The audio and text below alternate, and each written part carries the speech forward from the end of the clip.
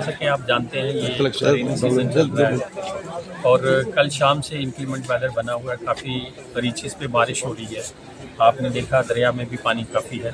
कुछ जगह से नुकसान की रिपोर्ट भी आ रही है, जिसमें लैंडस्लाइड्स हुई हैं। स्कूल की कोई एक बिल्डिंग का शेड का कह रहे हैं डैमेज हुआ है। इसी तरह से डिफरेंट रोड्स पे लैंडस्लाइड्स हुई हैं।